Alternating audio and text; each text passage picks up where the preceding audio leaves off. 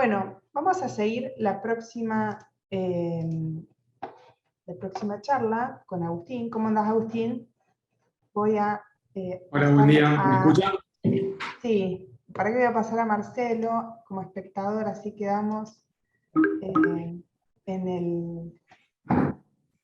como panelistas. Ahí está. Bueno, Agus, vos empezás a compartir y yo te hago una pequeña introducción. Dale. ¿Te parece? Bueno, perfecto. Agustín Ciancaglieni va a presentar la experiencia de SIS, o de experiencia de implementación de sistemas de información en la clínica Pequeña Familia. Agustín Ciancaglieni es oriundo de Misiones, realizó la carrera de médico en la UBA entre el 2009 y el 2014, completó la especialidad de pediatría en el Hospital Ricardo Gutiérrez, realizó la residencia en Informática en Salud en el Hospital Italiano, es especialista en Informática en Salud desde el 2016, y desde entonces trabaja en la informatización de la clínica de la Pequeña Familia, coordinando este proyecto, siendo el jefe del departamento de informática de la clínica. Agus, bienvenido. Bueno, buen día a todos. Bueno, espero que se escuche bien. Se escucha perfecto, sí. Un saludo a Mari y a Ale, un placer poder participar y bueno, que me toque estar con ustedes. Bueno, felicito a Marcelo también por la presentación anterior. Y bueno, un poco la idea sería recorrer un poco la experiencia que tenemos en este proceso de informatización de una institución de Junín, ¿sí? Nosotros estamos ubicados a 200... ¿Me escucha? Escuché un ruido de fondo, pero estamos ubicados a 267 kilómetros de la capital federal. La ciudad, para que ustedes se den una idea, tiene, según el censo del 2010, esa cantidad de habitantes. Yo creo que hoy debemos estar alrededor de los 110.000, 115.000 habitantes. Y la Pequeña Familia es un grupo de empresas, digamos. Puntualmente hoy vamos a charlar sobre lo que es la clínica, que es un prestador de servicios de salud de mediana y alta complejidad que está en esta ciudad y que nuclea a las regiones de alrededor. Incluso nuestra área de acción también abarca lo que es el sur de la provincia de Santa Fe. Esos son algunos de los indicadores para que tomen una dimensión de lo que es la institución, digamos. Tiene en los tres grandes procesos, que son el ambulatorio, la internación y el quirófano.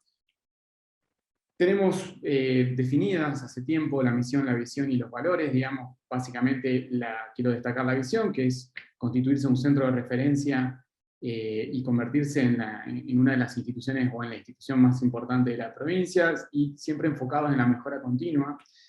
Y los ejes, resumiendo algunos de los ejes estratégicos de la institución, como dije, la mejora continua, sobre todo a nivel de lo que son programas que estamos buscando hace tiempo de acreditación de calidad y seguridad, tanto a nivel nacional y últimamente estamos estudiando estándares un poco más exigentes, capacidad para modificar los procesos y la cultura, y el tercer eje es fortalecer el sistema de información, ¿sí? Esto se identificó hace algunos años, puntualmente como 10 o 8 años que se viene trabajando sobre estos ejes.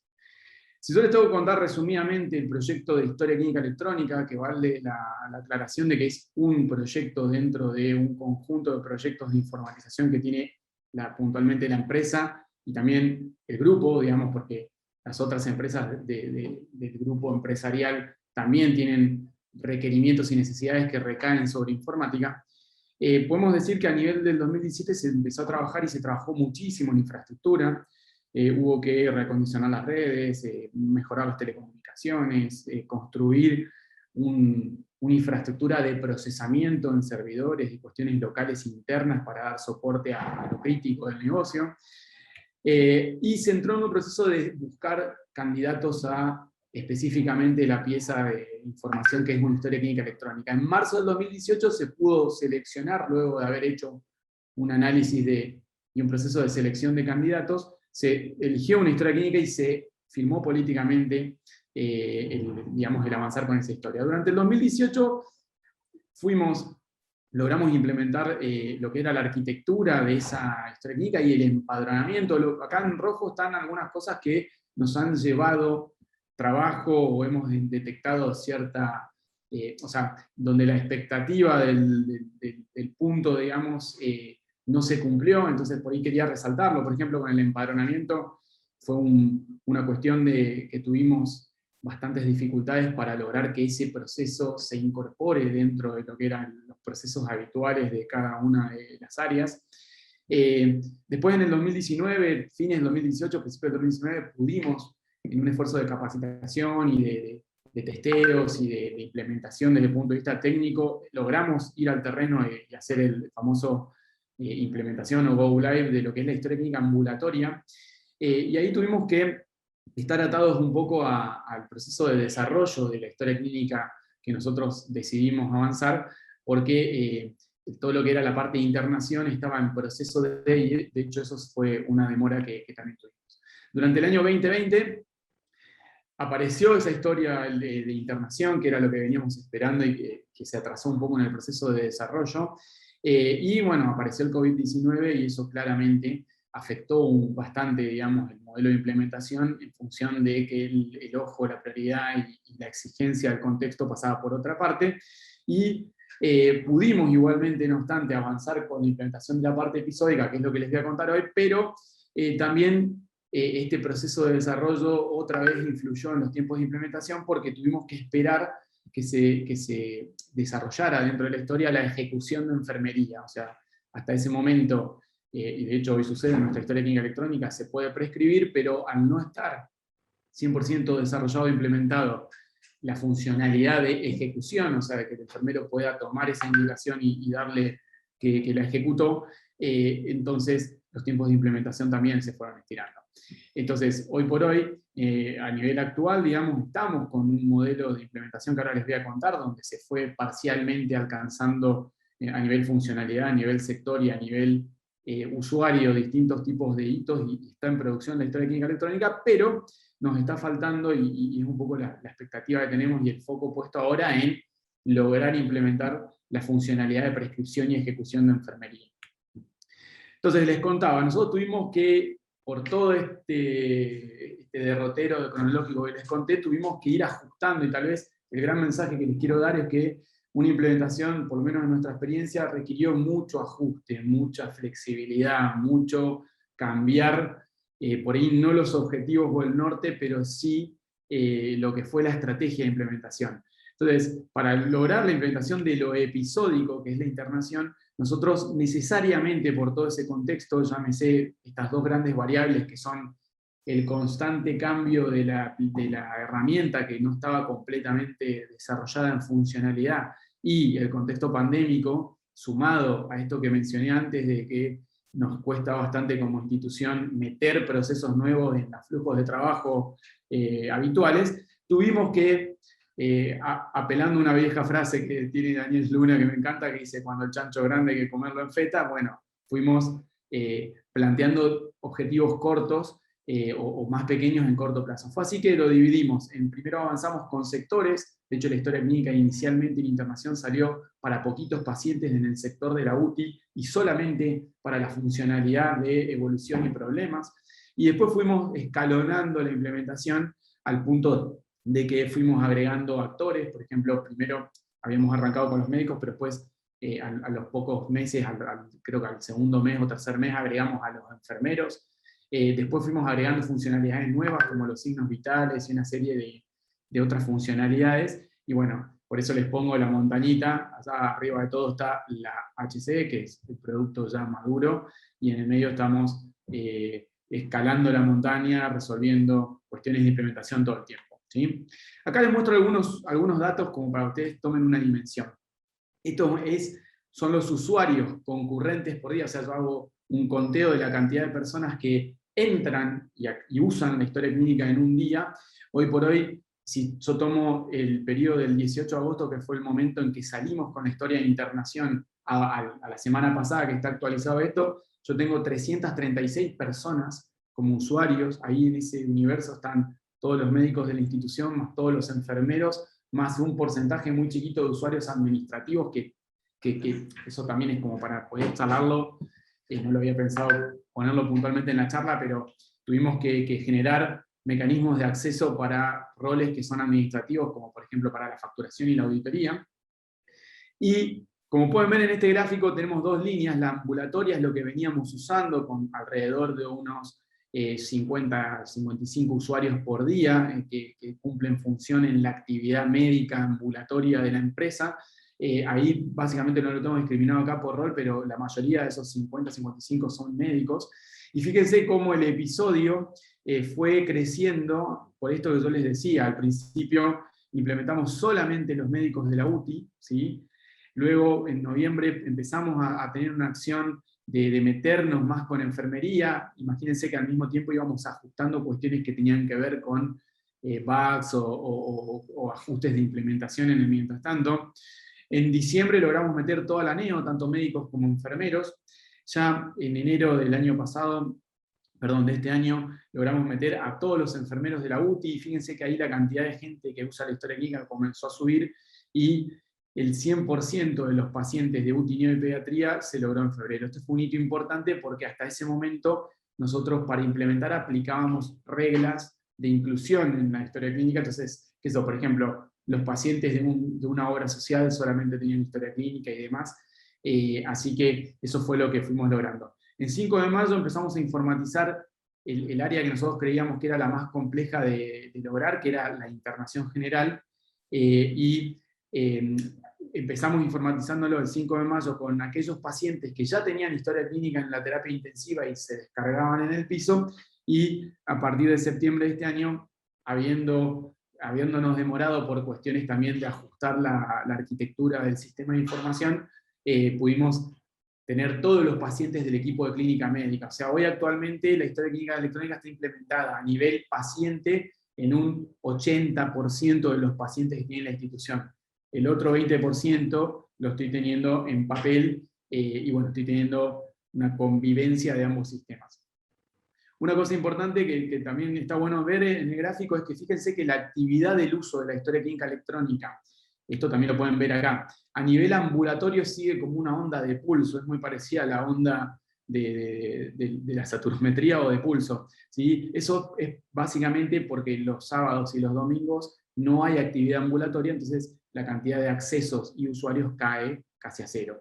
En cambio, la historia clínica episódica de la internación sí tiene un comportamiento que nosotros deducíamos que iba a tener, pero acá lo estamos viendo, que es una actividad también pulsátil, pero en una línea de base un poco más arriba, porque no hay cese de actividad los domingos, esos días la aplicación se usa, ¿sí? Y es importante destacar esto porque cuando nosotros planificamos acciones de mantenimiento, implementación, cambios en el aplicativo, estamos continuamente viendo esto, porque hasta ahora, cuando teníamos una historia ambulatoria, los cambios los metíamos el sábado al mediodía, ¿sí? Pero ahora, a nivel de tener una historia clínica que es ambulatoria e internación, siempre pensamos cuándo es el mejor momento. Habitualmente tratamos de trabajar, digamos, tarde, digamos, durante una jornada laboral común, pero bueno, incluso recientemente estábamos charlando de que cuando esté la función de prescripción electrónica, hasta sería razonable planificar acciones de trabajo sobre los servidores, por ejemplo, en horarios, no necesariamente en horarios, sino en situaciones donde los servicios estén poco cargados. O sea, no es lo mismo meter un cambio cuando una terapia intensiva tiene 25 camas ocupadas que cuando tiene 10. ¿Sí? Acá hay una información de accesos por hora. ¿Sí? Esto es interesante, muestra que la actividad ambulatoria tiene como una mayor tasa de registro o de acceso, mejor dicho, entre las 7 de la mañana y las 20 horas. En cambio, la actividad, y es bastante mayor. Esto acá yo hago un recuento de todos los accesos, no lo tengo por día, como veíamos antes, y fíjense que la actividad de internación es menor. Si bien tienen más usuarios, es menor en cuanto a registro, y eso tiene que ver con la cantidad de pacientes. Normalmente en un día el servicio ambulatorio acá ve alrededor de 400, 450 pacientes, en cambio en la institución están internados unos 80, 100, ¿sí? pacientes. Esto es los problemas, fíjense que ahí también hay una discrepancia, los problemas que se cargan en el ambulatorio son mucho más, están casi en relación uno cada 2 pacientes. Fíjense que yo les contaba que tenemos alrededor de unas 450, 600 consultas por día, y fíjense que de promedio se cargan alrededor de unos 300 problemas. ¿Sí? En cambio, en la internación general, fíjense que se cargan pocos problemas. Esto también tiene que ver otra vez con que son mucho menos pacientes, entonces la carga mórbida, digamos, o la carga conceptual de la definición de un problema de salud es menor en la internación. También tenemos información de carga de signos vitales. Esto es, fíjense cómo al principio no capturábamos, todas esas son informaciones de variables de signos vitales que están estructuradas ad hoc en la historia clínica. Y acá podemos ver, estas son pura y exclusivamente, el 90% están cargadas por enfermería. También pudimos dar de alta algunas escalas, si bien no son signos vitales, digamos, son variables estructuradas que tienen un valor, y las pudimos dar de alta, y lo interesante acá es ver lo que nosotros pudimos empezar a ver con el Norton y el Downton, que son escalas que evalúan los riesgos de los pacientes para lo que son las cuestiones de úlceras por presión y de caídas. Nosotros, hasta antes de tener la historia clínica electrónica, estos procesos de registro sucedían en papel y con toda una cuestión bastante laboriosa para que el departamento de enfermería construya el indicador en relación al riesgo de caídas y al riesgo de úlceras por presión. Y lo que hicimos fue, en marzo de este año, incorporar la captura primaria de esas variables que son el Downton y el Norton en la historia clínica electrónica. Acá podemos ver cómo esa actividad realmente prendió a nivel de lo que es la implementación, y hoy se captura en el terreno. Todavía nos queda pendiente seguir trabajando con enfermería para construir los indicadores que normalmente se construyen, ya partiendo de esta fuente y de este origen, y no del relevamiento en piso de los formularios a mano y todo ese procesamiento que se hace humano, ¿sí? Esta es otra cosa interesante, dentro de estas variables estructuradas que funcionan como signos vitales, escalas, también tenemos algunas que son como la glucemia, el Bilicheck, que es el método de medición transcutánea de bilirrubina, y el hemogluco. Y lo que nos pasó acá es que cuando largamos con la implementación, no nos habíamos dado cuenta que teníamos dos conceptos o dos variables que estaban siendo cargadas en el sistema y que prácticamente eran lo mismo. De hecho, hemoglucotest y glucemia eran dos cuestiones que funcionalmente en el terreno los enfermeros las estaban registrando como si fuesen lo mismo. Entonces, esto se identificó, y bueno, ahí el ejemplo de este gráfico es para mostrar que tuvimos una acción acá en junio al identificar esto, donde dimos de baja un concepto que fue el de hemoglucotest y dejamos de alta solamente el de glucemia. Se trabajó con los usuarios y rápidamente se normalizó digamos, esta información y esta captura. Estaba existiendo en ese momento una captura ambigua de la información, ¿sí? Y lo pudimos mejorar, y se ve claramente cuando uno analiza el gráfico. Voy a rápidamente mencionar algunas barreras. Como les contaba, la adaptación de procesos. Nosotros, para poder tener la historia clínica de internación, tenemos resumidamente, sintéticamente, este proceso. O sea, hay que empadronar, porque si no existe una identidad unívoca en un sistema, no existe historia. Hay que abrir un episodio, que esto tiene que ver, es un proceso administrativo de crear la internación. Viene todo el tema del registro médico en sí mismo, o el registro de enfermería, que estos son las acciones que suceden, ya sea en texto libre o en carga de las variables que hablamos recién de signos vitales dentro del sistema. Después hay una acción de finalizar episodio, que esto tiene que ver con la instancia de dejar lista la epicrisis y dejar listo al paciente para que pueda cerrarse. Y finalmente está el cierre de episodio, que es un acto administrativo, y por último todo esto se ata a la facturación. Identificamos algunas cuestiones en esto. Primero, empadronamiento. Dificultad para incorporar el empadronamiento en el flujo de trabajo, como nos pasó con la historia clínica ambulatoria. La ventaja que tenemos a nivel del proyecto de internación es que ya tenemos en el haber todo el empadronamiento realizado en pacientes desde el 2018 acá. Actualmente tenemos cerca de 100.000 registros, ¿sí? Entonces, lo que vemos es que el esfuerzo, o la probabilidad, mejor dicho, de que un paciente se interne y no esté previamente empadronado, es baja. Entonces eso disminuye un montón el esfuerzo de implementación. Yo les diría que si yo hoy hubiese largado, o mejor dicho, en este proyecto hubiésemos largado de entrada con la internación, esto se hubiese notado mucho más. ¿Por qué? Porque el empadronamiento es mucho más crítico, a mi criterio, en un proceso de internación que en un proceso de ambulatorio, porque lo que nos sucedía en su momento cuando el paciente no estaba empadronado en el ambulatorio era que lo registraban en papel o lo registraban en un aplicativo previo, hablando de este ruido de la convivencia de sistemas entre sí en una implementación, y en cambio en una internación uno no puede, esta fragmentación de registro es mucho más nociva. Entonces, el tema del empadronamiento, afortunadamente, fue un acierto que lo hayamos avanzado a nivel ambulatorio, porque hoy por hoy genera un poco de esfuerzo.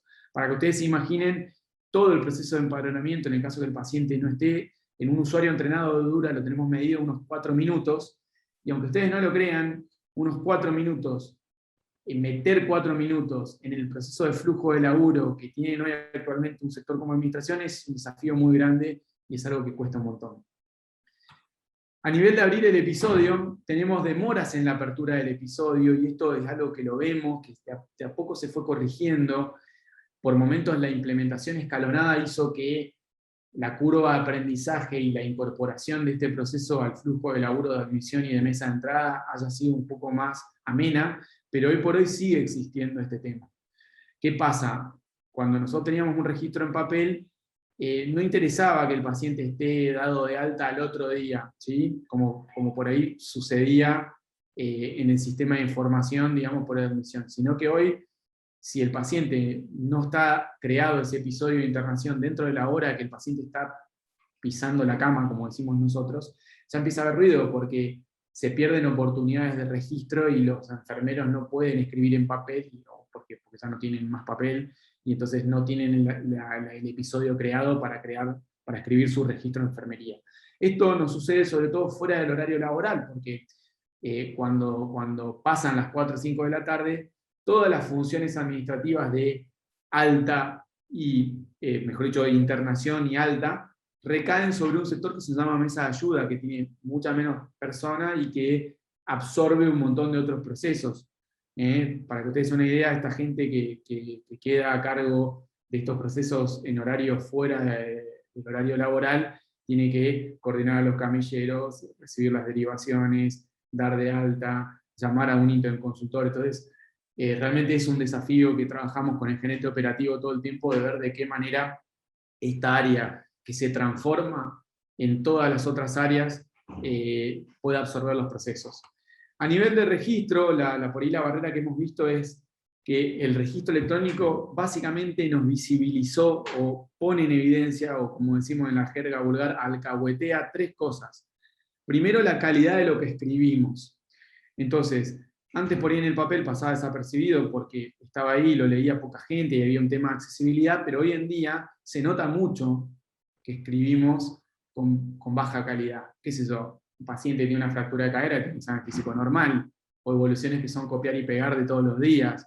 Entonces, esa visibilidad generó cierto ruido, pero a mi criterio es proactivo, digamos, porque nos permite trabajar con auditoría y trabajar con los jefes de residente y con cada sector en mejorar la calidad de lo que escribimos.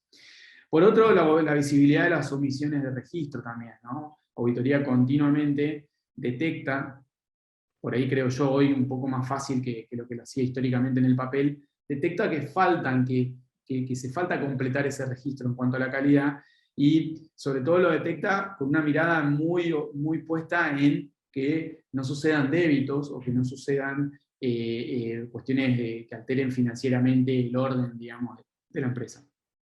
Y por último, también hemos tenido cierta dificultad con los registros postdatados, con esto de que si yo no llego al día a escribir y tengo que escribir una evolución que sucedió ayer o la semana pasada, nuestro sistema está bien hecho y lo que hace es, te dice, esta evolución fue realizada tal día, tal hora, pero corresponde a tal día, y eso ha generado cierto ruido. Por eso estamos trabajando en entrenar y en muchas acciones de implementación que estén orientadas a que se escriba dentro del día y que se use lo mínimo y necesario, tanto las ediciones como los postdatados.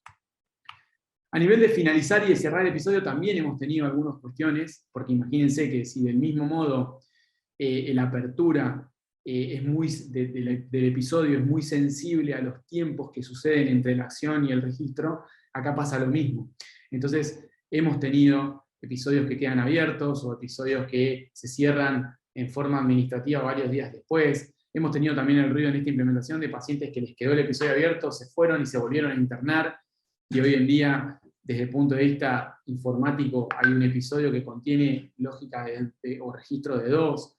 Pero bueno, afortunadamente la lógica que hay atrás de toda la aplicación sigue siendo cronológica, y afortunadamente el gran beneficio que existe porque nosotros avancemos y ahora no tengamos fragmentada en muchos papeles la información, sino toda en un mismo lugar, contrarrestan mucho este problema de implementación que estamos intentando y todo el tiempo gestionando para resolver, ¿sí? Por último, no menor, la facturación. De hecho, una de las grandes dificultades que tenemos con este proyecto informático es que el entregable final o el producto final que hace nuestro servicio de facturación o de facturación de prestaciones sigue siendo papel. Y sigue siendo papel que tiene ciertos vicios o requisitos de cada financiador. Entonces nos pasa que por ahí tenemos todo electrónico informatizado, pero como la historia no imprime con los encabezados, con la forma, con el Excel que piden en tal financiador, tenemos cierto ruido de ida y vuelta con el financiador, de tener que remangarnos y pedir que no se nos debite, etc. Entonces, ese ha sido un gran desafío también. No dejen de pensar cuando avanzan con esto en que existen estas, entre comillas, pavadas, como por ejemplo que un financiador acepte un Excel de cierta forma, que le tiran bastante, le ponen el ancla a un proceso de informatización. Afortunadamente la institución está convencida, digamos, de que estratégicamente hay que informatizarse y se trabaja en la estrategia de informatización para eso. Y bueno, también obviamente que se está trabajando con el proveedor de la historia clínica electrónica para ir en forma razonable alcanzando estos requerimientos de impresiones. Otra gran barrera que hemos tenido, no sé cómo vengo con el tiempo, creo que vengo bastante bien, por ahí tengo un poquito más, vos decime, Mari, si estoy demorando mucho, es el software. Por ahí puedes seguir. Bueno, es el software en constante cambio. Esto que yo les decía es una barrera. Nosotros hemos tenido 3 grandes demoras. La primera demora, esta por ahí no estuvo tan relacionada directamente al software de historia clínica, pero lo que nos pasó fue que entre que teníamos la historia clínica ambulatoria funcionando y la pudimos poner en el 100% del flujo ambulatorio, nosotros la historia clínica electrónica que elegimos no tenía llamador, no tenía la funcionalidad para que yo toque y salga afuera y diga fulano de tal, consultorio tal. Eso lo teníamos en la historia clínica vieja. Inicialmente, cuando largamos con todo esto, salimos con un modelo híbrido donde los médicos usaban para registrar la nueva, que era la mejor, digamos, en cuanto a lo que habíamos elegido, pero tenían que llamar por la vieja. Y eso generó un choque, generó un ruido de implementación, generó una convivencia de sistemas que pudimos resolver cuando nosotros desarrollamos internamente la funcionalidad llamador. Y ahí pudimos dejar de tener convivencia entre que me escriban el paciente en el registro electrónico viejo y me lo escriban en el nuevo, ¿sí? Al mismo tiempo también estaba el tema, no se olviden, del empadronamiento. Tuvimos como 9 meses para poder meter pacientes al empadronamiento al punto de que el esfuerzo de empadronamiento se asemeje más a los 50 pacientes nuevos por día que a 500, que son los que concurren al ambulatorio. Entonces eso fue alguna demora que quiero compartir con ustedes, porque imagino que muchos tal vez están en una situación de transformación digital igual que yo. La otra gran demora que tuvimos fue la implementación del episodio. ¿Por qué? Porque el producto que nosotros recibimos nos entregó lo ambulatorio y por cuestiones estratégicas del roadmap de ese producto, la internación se fue demorando y se demoró casi un año, digamos, ¿sí? Cuando la tuvimos a la internación nos pegó la pandemia y ahí fue que tuvimos que lograr esta implementación escalonada, que queríamos arrancar en abril, pero bueno, terminamos arrancando en agosto, solamente en la terapia, ¿sí? Etcétera. Por último, otra demora más, que el software está en constante cambio, que es, teníamos prescripción, pero no tenemos ejecución. Y después de haber analizado varios escenarios de implementación, no podíamos nosotros avanzar con que el médico prescriba en la historia clínica cuando salimos con el episodio, porque nos quedaba desenganchado el enfermero. Entonces optamos por seguir con los sistemas actuales, que básicamente es un Excel que se imprime y se modifica. Y recién ahora que tenemos la ejecución dentro de la misma historia donde se prescribe, podemos desenganchar ese acto de prescripción y ejecución y trabajar con la gente de farmacia y la logística por afuera, ¿sí? Otro gran desafío que tenemos es la falta de interoperabilidad, ¿sí? 2 o 3 cosas. Nosotros, este es un diagrama rápido de sistemas. El primer hito de interoperabilidad que hemos hecho fue una interfaz programada por nosotros que tomaba pacientes del empadronador y los llevaba al sistema de gestión Y en los últimos 6 meses hemos avanzado un montón en un MIRT HL7, que es un software que funciona como intérprete de distintos sistemas, y este MIRT está atado a un proyecto de PAX que hemos migrado, y ahora estamos empezando a sentar las bases de esta interoperabilidad, pero bueno, tenemos problemas con los maestros, ¿sí?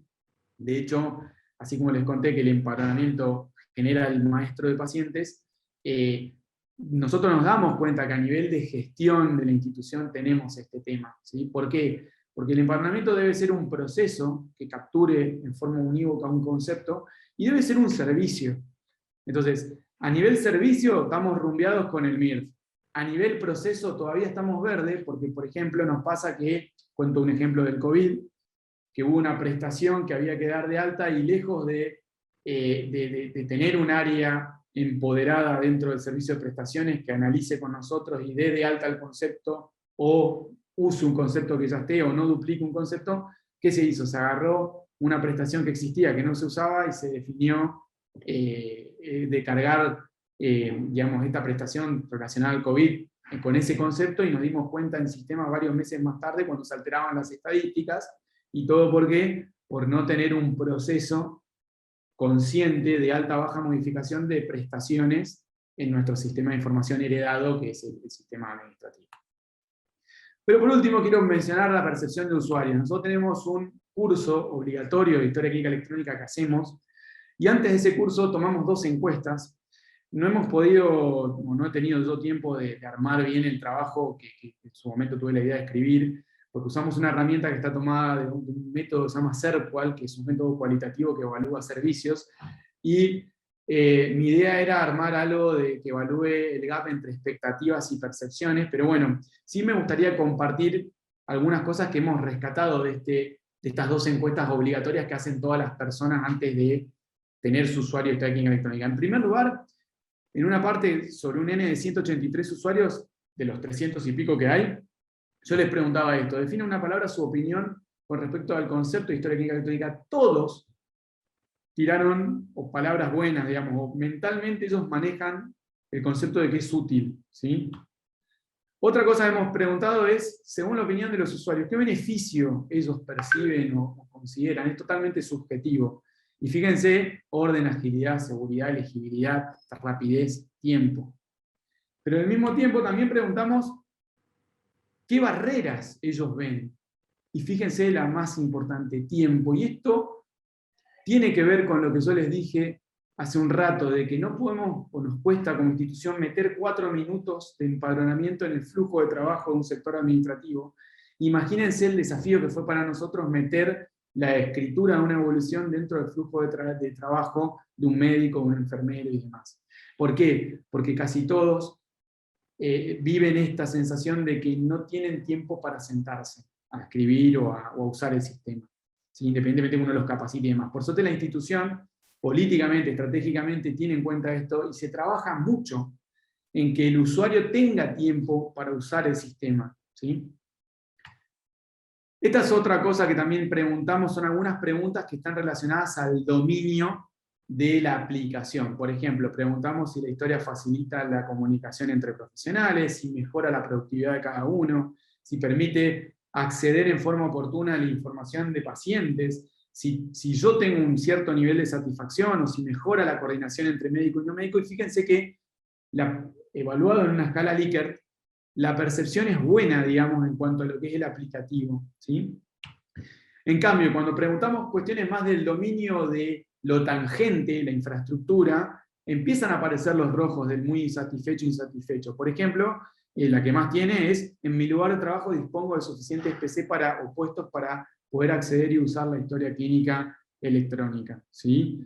O recursos en cuanto a capacitación y demás. Entonces, esta la puse porque el otro día me hizo ruido un usuario que me tiró una cosa y decía: mirá, dice Agustín, no tenemos problema con la aplicación, pero sí las computadoras nos andan lentas y demás. Entonces otra vez me hizo poner la mirada en la infraestructura, el hardware, las redes, etc.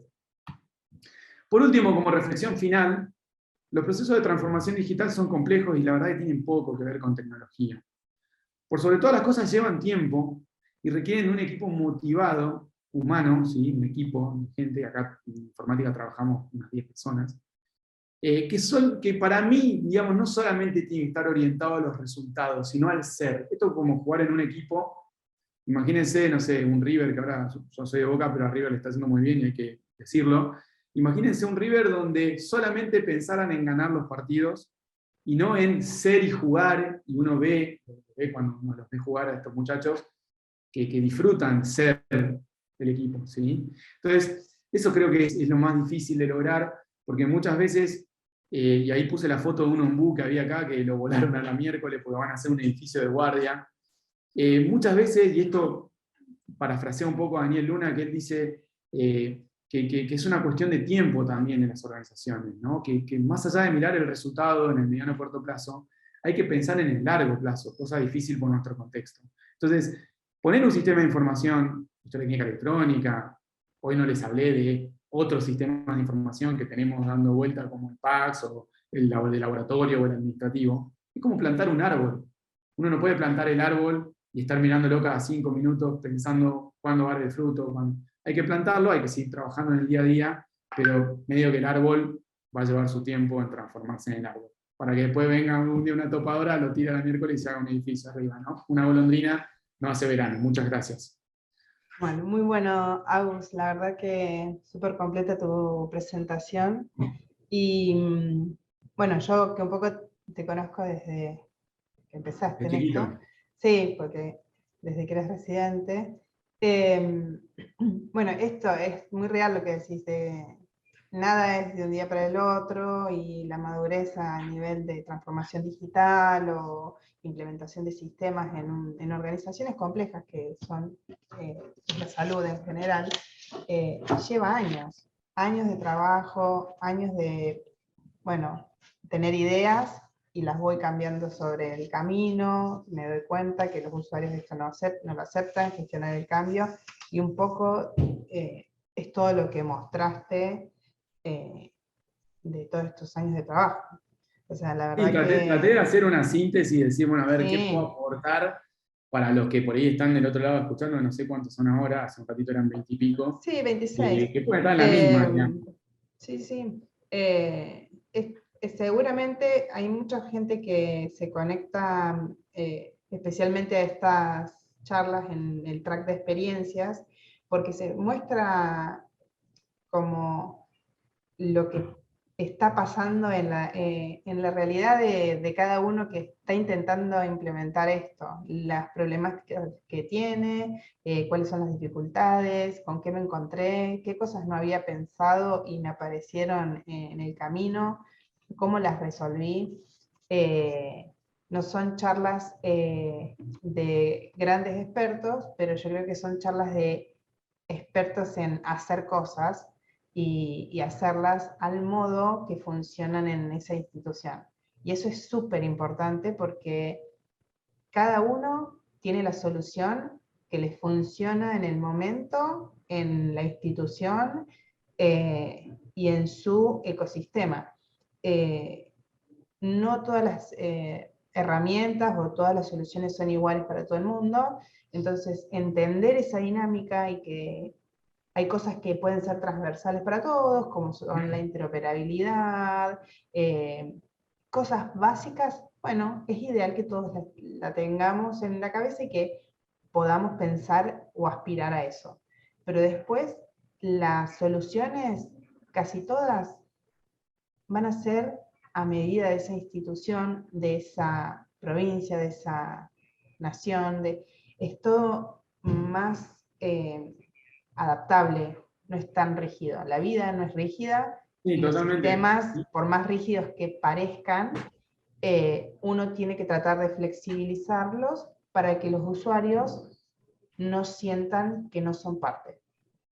Totalmente. Y aparte, Que, otra cosa por ahí para aportar en esto que decís, que es difícil es encontrar los intermedios. Yo creo que claro, nosotros tenemos muy claro hacia dónde hay que ir y qué hay que hacer, pero después te das cuenta que hay un montón de otras cosas que, por ejemplo, no dependen de uno o dependen mucho del contexto. Entonces, ¿qué es eso? Te pongo un ejemplo. Acá hay mucha proactividad de soluciones que vos sabés que no son correctas, pero que por otra parte decís, pero pará, es parte del cambio. El otro Resuelven, día, o por sea, ejemplo, sí, viene un gerente operativo y me dice, mirá, están usando este sistema en una institución que nosotros fuimos a ver, que nos está asesorando y coachando a nosotros, y lo usan para transferir los pacientes, y eso, te manda y es un Trello. sí. Entonces yo ahora le digo, mirá, esta aplicación es de gestión de tareas, digamos, es un Trello, habría que analizar a ver cómo lo implementaron y demás, pero medio como diciendo, no es lo que formalmente uno debería implementar, sino Debería uno ser. debería usar un ADT. Pero Claro.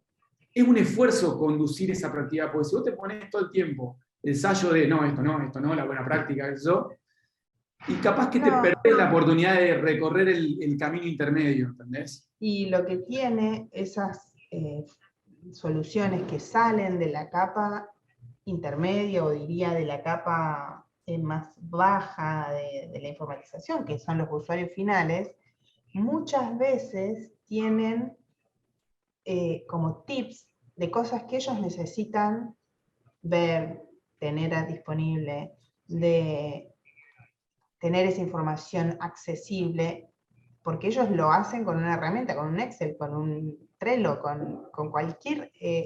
entonces ahí es una oportunidad que uno tiene que aprovechar, mirar qué cosas cargan, qué buscan en el uso de esa aplicación. Buscan el traslado de pacientes, ver dónde están, y bueno, hacer un poco un análisis de lo que a veces es difícil hacerlo porque a todos nos falta el tiempo y no nos detenemos en mirar mucho qué necesitan los usuarios, sino implementar la solución para, no sé, para que todo sea más rápido, para que esté más ordenado, para que se pueda facturar. Siempre hay dos como objetivos, el objetivo del usuario y el objetivo de la parte más gerencial o la parte de gestión. Entonces, esos dos objetivos normalmente en algún punto se deberían unir y deberían ir un poco de la mano y no ser tan unitarios. Así Sí, en el que, fondo es interoperabilidad también, ¿no? claro, sí, sí. O sea que es muy loco eso, porque hablamos de interoperabilidad y todo esto, y vos decís, interoperar, el primer paso de pre-interoperabilidad es ponerse de acuerdo. Si yo digo HL7, vos decís IH, no Sí, estamos operando en el acuerdo humano de decir, che, hablemos lo mismo. totalmente, sí. Se hace foco, lo vimos en el proyecto de interoperabilidad, en la tecnología, y en realidad no se ponen de acuerdo entre dos áreas para definir una prestación. Claro, bueno, Y, eso es el claro ejemplo de que la interoperabilidad, por más que exista un sistema que lo haga más fácil, que lo provea, eh, no alcanza con eso si las personas no se juntan, hablan, forman un equipo, trabajan en conjunto y tienen un fin que es el mismo y van en un camino para mejorar esto, hacer la transformación digital, generar las prestaciones que sean igual para todos, que se llamen de la misma manera, que usen la misma codificación. Entonces, todo esto es un trabajo que no tiene que ver con sistemas, sino que tiene que ver con el manejo de personas, con la comunicación interpersonal, con formar un equipo, con con recursos humanos, tal cual. recursos Digo, humanos. meter en la Y variable esa que el recurso nuestro es recontra codiciado, recontra específico. Por ejemplo, me acuerdo hace poco me puse contento por uno de los pibes que laburó con nosotros acá de Junior y después se fue a Rosario por una cuestión familiar, entró en Mercado Libre. Entonces, metele a eso que acabas de decir de empezar a trabajar el aspecto humano de un sistema de información, metele todas esas otras variables de la organización informal, las relaciones totalmente. interpersonales, las luchas de egos entre De poderes. pues vemos que la Yo burocracia profesional médica es un tema también, ¿no? totalmente la verticalidad y que hay cosas que se definen desde lo médico y la informática en salud no es solamente médica, hay muchas otras profesiones y profesionales de la salud que la necesitan y uno tiene que estar flexible a esos pedidos, entender cuál es su función dentro del sistema, porque uno como médico por ahí no entiende todo, no sabe todo, ¿viste? El modelo médico hegemónico en esto se pierde un poco y está bien que eso sea así. debemos ser multidisciplinares. Así que, bueno, Bueno, yo voto por la flexibilidad de que seamos un poco más amables con el resto y que podamos formar equipos y coordinarnos más para que es mucho más fácil trabajar así. Así que hay que total. fomentar eso. Se ve que no hay muchas preguntas en el... No, felicitaciones. Los dejé Así medio, que, los sacudí un poco, pero bueno. sí, no, lo que pasa es que hiciste una demostración muy buena de cómo fue la evolución de la pequeña familia, y quedó muy claro.